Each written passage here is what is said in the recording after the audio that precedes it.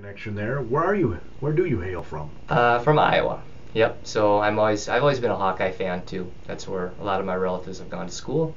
But yeah, born and raised in Iowa. Where'd you grow up in Iowa? Mainly Forest City, Iowa, home of the Winnebagos. I don't know if you know Waldorf Sure. College. Oh yeah. Yep, I worked in Tumwa for a few years, which is where my mom grew up. Yep, down in the southeast corner there. Oh yeah, 13 miles from Kirksville, Missouri. Yeah. They shared a television station. I don't know if they still do or not. No, Radar O'Reilly from MASH. In fact, the smallest, if I remember right, it's either the smallest or the second smallest television market in America. Really? I did not know that. Oh. I just remember that from being down there, obviously. I have been in Minnesota for the last 32 years, so I'm really more Minnesotan now than I am an Iowan. So. Do you miss Iowa?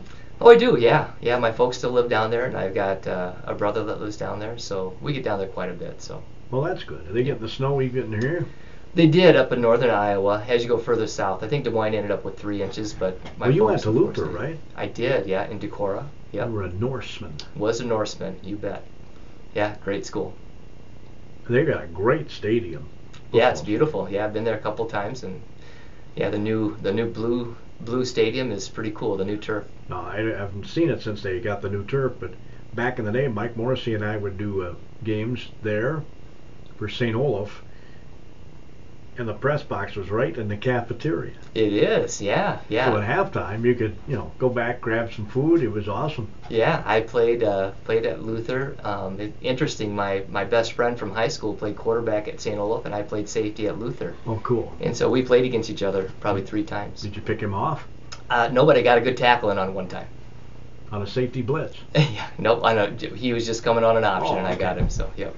Well, there you go. And did you say anything to him? Oh yeah, we always talk back and forth. Yeah, yeah. And then afterwards, we're good buddies, and then we hung out. And he stayed over at Luther one time, and I stayed up at St. Wolf one time. And I went to the Dorian Music Festival. Yeah, that's still going on. Yeah, very popular. When I was in high school, you had to audition for it and be chosen for it. So I felt rather honored to be there. Yeah, there you must have been talented, Gordy. Well, I wouldn't go that far. But I was on crutches at the time. I had hurt myself. Somebody had the switch flipped the wrong way on our recording. So nobody wants to hear this part of it anyway. But anyway, I was, what was I talking about? The Dorian Music Festival. Yes. I was on crutches. I had torn ligaments in my foot in basketball. And you know how hilly Luther is. Yep. Yeah, tough to get up and down. Trying to get up and down that place on crutches was no fun. Right. Yeah, they've added a couple of buildings down there now too. I don't know if you've been down there recently, but they had an expansion on their pool. Then they have a huge field house down there too that they've created. But I thought about, in fact, I came very close to going to school there. Oh, really?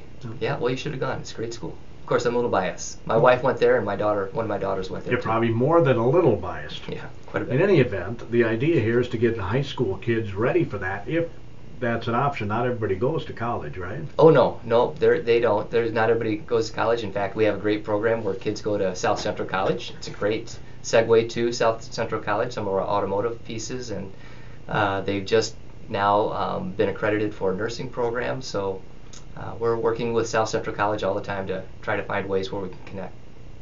And that's, well, I've always told some people that I know that if I had to do all over again, or if I had kids or something, I'd try and encourage them to go that route to get their generals out of the way before they go on and save some money. Yeah, you're right. And we're continuing to try to create different pathways up at the high school. We have a business pathway right now where next year we're going to start a teacher cadet program pathway for kids. And then hopefully in a year or so we'll create an engineering technology pathway where kids can actually get certification and get a job right out of school or go to South Central College and continue. I like the teaching idea because there is a shortage of teachers. There is, and then plus they get kind of an idea of what teaching is all about before they go to college and spend a ton of money and decide that they want to be a teacher or they don't want to be a teacher. Season. If you need your equipment repaired, now is the time to make your appointment with Metal Services of Blooming Prairie. Whether it's in the shop or in the field, Harvey, Scott, and Seth are ready to I sent that email to both Jason and Peter for Saturday. I sent that email to both Jason and Peter for Saturday for the robotics or the trap shooting. So hopefully they'll get it.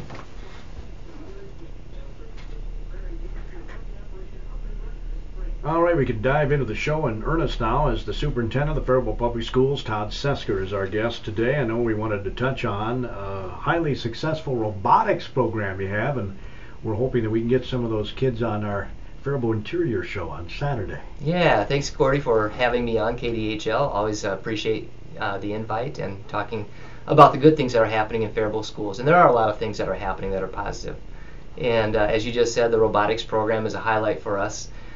We have now had it for 3 years. We've placed in the state tournament, and now we're going to nationals. Our kids really work hard. It's a diverse group of kids from all likes of life, and they've come together, and they're very, very sharp kids, and put together a robot with the help of our coaches, and actually won the regions out of 150 teams. And I don't know if you've seen it online yet or not, Gordy, but it's kind of exciting. The match went back and forth, and they have certain things that they score points on, and at the very end I think we won by 5 or 6 points. So pretty exciting match at the end. We're in nationals. Nationals are in Detroit. They're in a couple weeks now. The group, there's different pieces to the robotics program. So there's a business group of students. There are the programmers, and there's a driver, and there's all different pieces of the program. And so the business group set out to raise $15,000 to support the trip to nationals, and they're almost there. In a matter of 2 weeks, I think they're at about $14,000. So they've done a great job fundraising, and so they're going to head over there. How many students get to go? I think Jason was saying around 20 students. We also have, there's always a conflict, of course. There's a couple conflicts that night, so kids are going to have to make a choice, but the majority of the kids are going to go.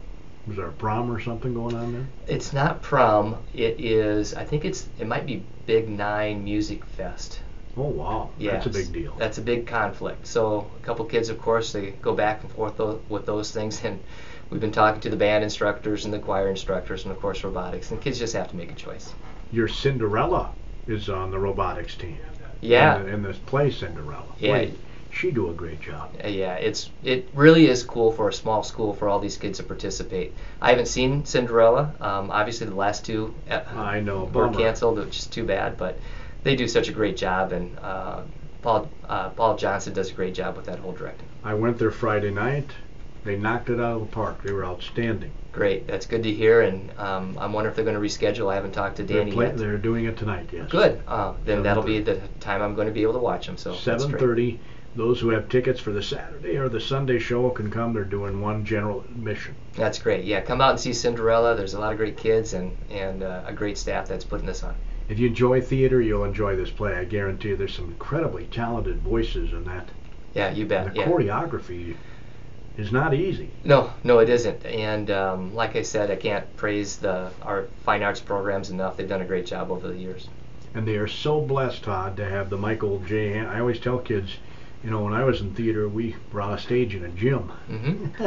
We didn't have a special auditorium. No. I mean, a bona fide theater. It does. It makes a big difference, and the kids are proud of that theater. They're very proud to perform in that theater, and the parents really enjoy going there and watching their sons and daughters perform. We have nice sets in there.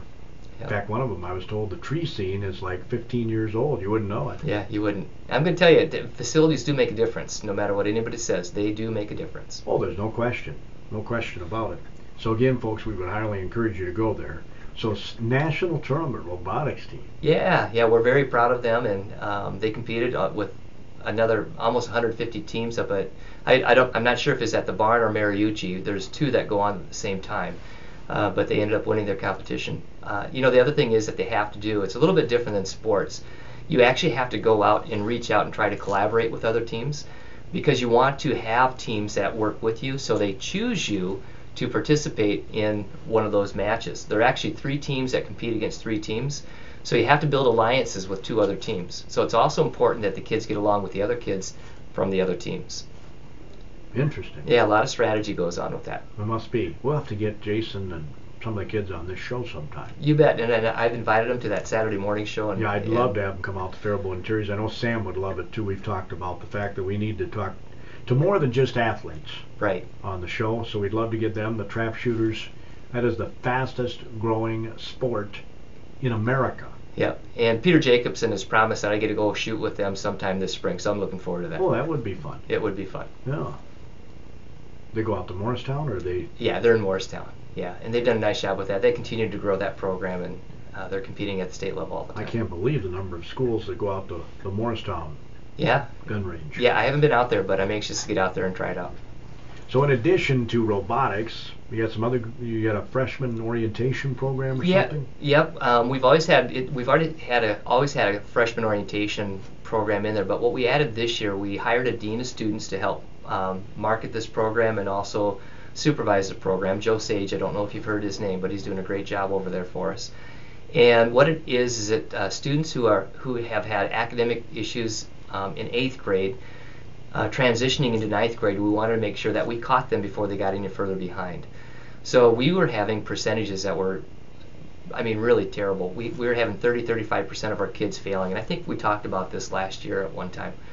But we wanted to come up with a plan to address that situation, and that has dropped dramatically. We have those kids that were failing are getting A, B's, and C's.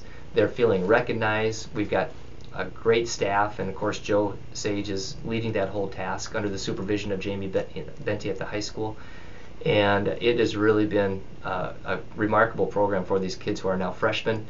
They're not failing, they're actually passing their classes, which in turn they're starting to enjoy school, and they are on track to graduate. So they go to the summer school, or how does that work? No, it's a school within the school, so they still go to their regular classes. They have some supplemental classes that help them with their math, mainly the core, the math, science, and English, and some social studies help. And they get that extra help, and you have somebody that's really monitoring and keeping a close eye on them to make sure that they're not falling behind, and just being on top of them all the time. So we're giving them resources that they may not or may have at home, but they have that access to the school. And we also house them at a lot of the classes that they have are in the new additional facility, the FEC at the high school, so they have some place to go to help catch up with their coursework. Is that the same place where they have the English? Yep, with the adults, mainly that's our adult basic education program. We actually have a preschool in there too, because we don't have enough room at McKinley for preschool, so we put them up at the high school. It's also our adults with disabilities program. Driver's ed is up there, and then now we have some of our 9th grade academy classes in there. In that addition on the high school? Yeah, on the south side of the high school. Yeah. It's been a real blessing to have that additional space for our kids, and it is proving extremely successful. Faribault Public School Superintendent Todd Sesker is with us this morning on our AM Minnesota show. Recently attended a school board meeting where you talked about an enrollment report, which I got a little confused about, I guess. Mm-hmm. In any event, the bottom line, correct me if I'm wrong, is over 400 students that could be going to the Faribault Public Schools are going to other schools, whether it be BA, Discovery School, Shattuck, here in town, or Northfield, or Owatonna. They're going to other places. That's a lot of revenue. It is. The district for is all, not seeing. Yeah, for all schools. They could go to Nerstrand and receive that revenue. They could go to STEM. Medford.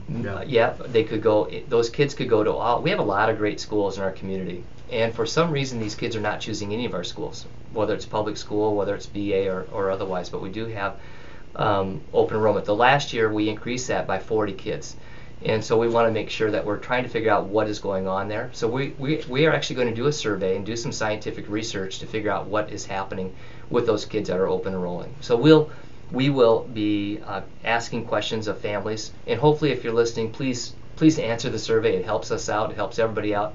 If we can do a better job in our schools, we want to make sure that we have the right data. We know some of the rumors that are out there and some of the people that are complaining about our schools. We know about the cultural differences. We know about the test scores. We know about all those things. We want to know what we can do better to make it a better school. One suggestion that we've heard loud and clear, anecdotally but not factually, is that maybe we change from a 6-period day to a 7-period day at our high school. And if that investment is going to help us retain 30, 40 kids, that's going to pay for itself over time.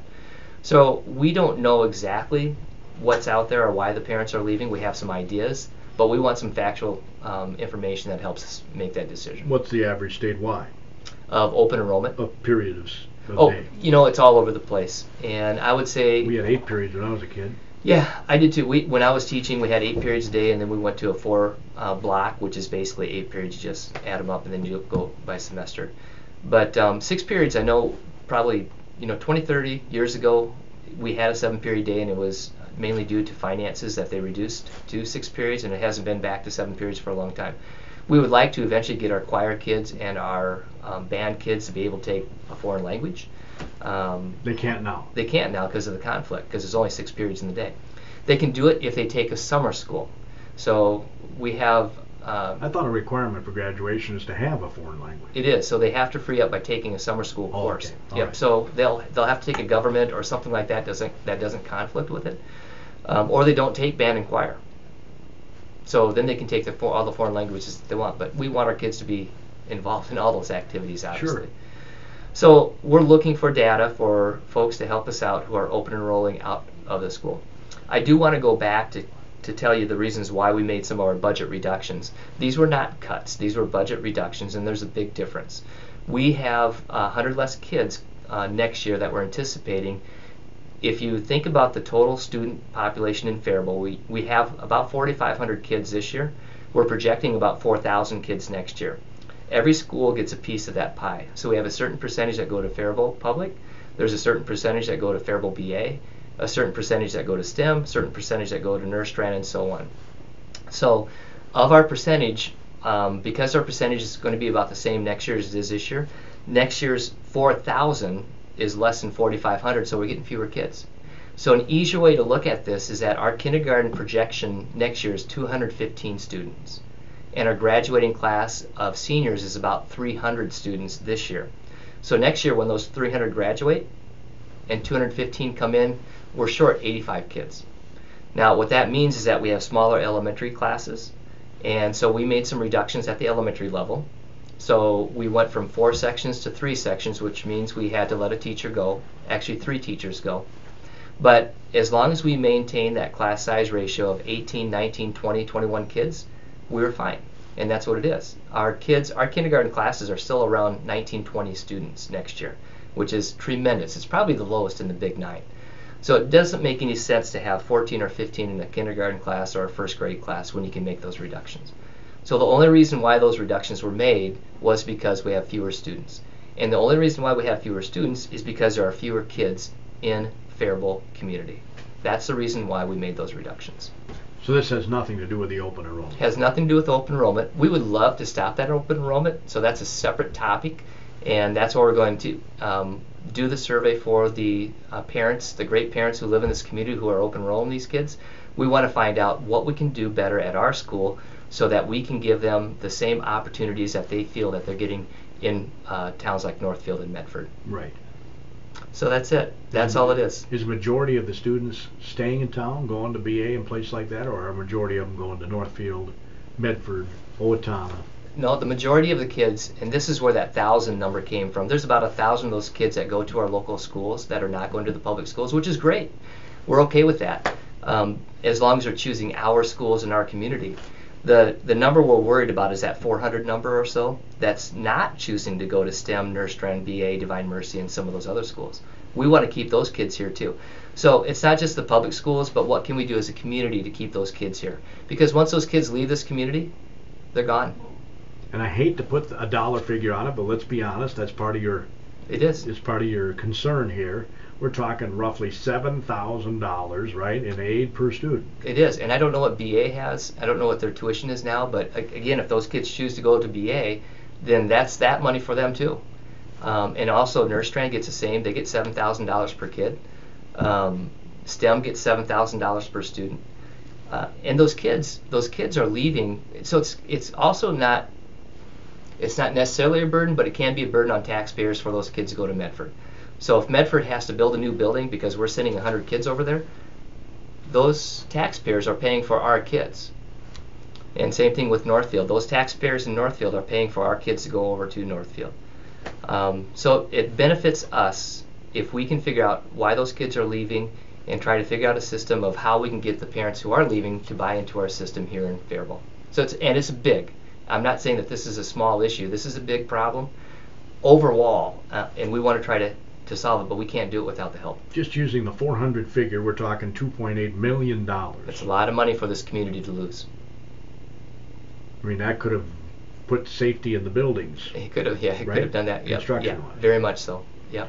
Just throwing that out as an example. So is it a net loss Because there must be students that are enrolling into your schools too, right? From Yeah, other we have communities? about 50 kids enrolling into our schools, so our net is still about 350. Okay. And it's, it's normal for a school our size to lose that many to small.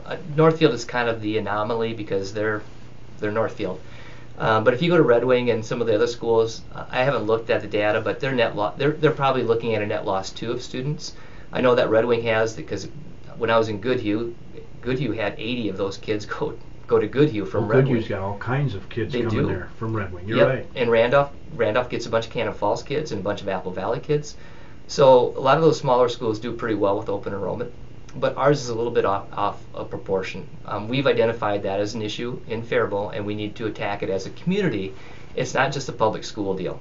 These kids are leaving our community, and I just need to make that clear. And that's why you're doing the survey. That's why we're doing the survey. We want to know, and we also are. We've been to a couple of. I've been to a city council meeting. I was at that meeting on Sunday, and we're trying to figure out things together. And there's another one coming up with the chamber to try to strategize on what we can do to change things. Now, the last bond request obviously was defeated Yep. rather resoundingly last fall. Yes, it was. One of the things you wanted to do was improve safety in the buildings. Mm-hmm. That is with the Florida shootings, the thing that many state legislators, including our own, are talking about right now. But we chatted before going on the air, and you were telling me that the bill that they're talking about, you wouldn't be able to do anything in terms of actually making the buildings safer. Right, and it hasn't passed into law, so I haven't seen the whole thing. Construction-wise. Yeah, construction-wise, it'd be pretty tough to do because to redo those entryways, it would cost a little bit of money, and the amount of money that they're going to be giving us really is going to maybe buy us a counselor, not a counselor, but a mental health person, which is great. We need those, or maybe another resource officer that we can use. But until I see the funds coming in, I won't know exactly the dollar amount, but we're not talking millions of dollars for Faribault Public Schools. So if we always appreciate the money that the legislature gives us. I'm never going to turn it down. Of course. But at the same time, if we want to do something that's really going to take care of our safety issues, we're going to have to pass a bond issue in the future. I'll go back to that bond. It was still a very, very good plan. And it probably, maybe the price tag was wrong, maybe the message was wrong, and we'll take full responsibility for that. But doggone it, we want to make some positive changes in this community, and that would have done it. But we'll go back to the drawing board. I'm going to go to the school board and ask for permission to start another task force. We want all kinds of people on this committee. You don't have to be somebody who's supportive of a bond necessarily to be on this committee. We want everybody's voice to be heard. I was going to say, you probably want some people that voted no because you want to pick their brain. Yeah, like Mr. Constantine, who wrote an article in the paper, or there's others that are on in our community that are supportive of our schools that would really like to have some feedback and some input on this process. But regardless, we're going to start from scratch, and the first thing we're going to look at is safety and security, and if that's the only thing that gets on the bond, then I'm just very happy. It needs to be done, you're saying. It needs to be done. Something has to be done because right now we have schools, because of the way they're constructed, they're not safe for this time and day, I guess. Back in the 70s and 80s, we I always use the example, I live right near Lincoln Elementary, so I'm probably most familiar with that elementary. You can walk in there and nobody see it. Yeah, it's really difficult. So, I mean, we still, don't get me wrong, schools are still a very, very safe place to send your kids. It doesn't matter whether you're going to Northfield, Medford, Kenyon, Wanamingo, Faribault. The safety is all the same in all the schools. We just think we can make it a lot better, considering some of the things that we've been seeing now in the news. Well, that's sad, and I don't know how long you've been a superintendent, but I would guess that's one of the biggest changes you've seen. It is, yeah. I've been a superintendent now for 18 years, and when I first started in Goodhue, it wasn't even considered. And we made some safety changes in Cannon Falls. We've already done some here in Faribault too, but they're not nearly enough. The other flip side of it too, and our kids don't want this to look like a prison. We can make a jail similar to what we have up here, but we do not want it to look like that. We already have one of those. We want it to be a school still, so it also has to be not only secure but also welcoming for people to come in. But you have to be able to lock it down when you need to lock it down. We do, yep. The district office, and you've been up there, Gordy, is probably our safest building that we have, and it's structured what we would say as one of the probably the safest buildings that we have up in our district, and that's the district office. And we don't have many kids there. We want to make sure that we're doing it for all the other buildings. Right. Now you talk to other superintendents of the Big Nine, of course. Mm-hmm. Yeah, you bet. There's a lot of, Mankato's, they're building something new all the time, and I know that Owatonna is probably going to come up with a high school here pretty soon, and Northfield's last year's high school, that didn't pass, but they're going to try it again. So Winona's looking again. That was the only one that did worse than we did, I think, in the state on a bond issue, but they're looking again because they've got safety concerns. All the schools are looking at as a number one concern for their construction project. Well, many of the schools you concerns. go into, you walk into the school and the first thing you go into is their open cafeteria areas. It is, yeah. Talk about inviting to a mass shooter. Right. You know what I'm saying? Yeah, and we, like I said, we're still safe, and we got great resource officers, but it is concerning. Yeah, definitely. Well, we've only got a little less than a minute left of the show. Anything else you wanted to get the word out on? I just want to say, out in the community, we appreciate everybody's support. We're looking for help. We're working really hard to create a new middle school next year and help with that whole piece. And we are really going to work hard this summer and next fall to change the image of this school district. All right. Faribault Public School Superintendent Todd Sesker, our guest today on AM Minnesota. Tomorrow, Jerry will be talking to John Dvorak, Executive Secretary of the Rice County Fair. Wednesday, some Faribault Chamber folks will be in there. They don't call it the Business Expo now, but that's what's happening this weekend. I think they're calling it the Marketplace. Yep. That's this Saturday out at the Faribault Ice Arena, and we'll get into some details about that on Wednesday's AM Minnesota show. Have yourselves a great day. Hopefully you don't still have to shovel out of the snow. You're in tune to KDHL AM Faribault, Minnesota.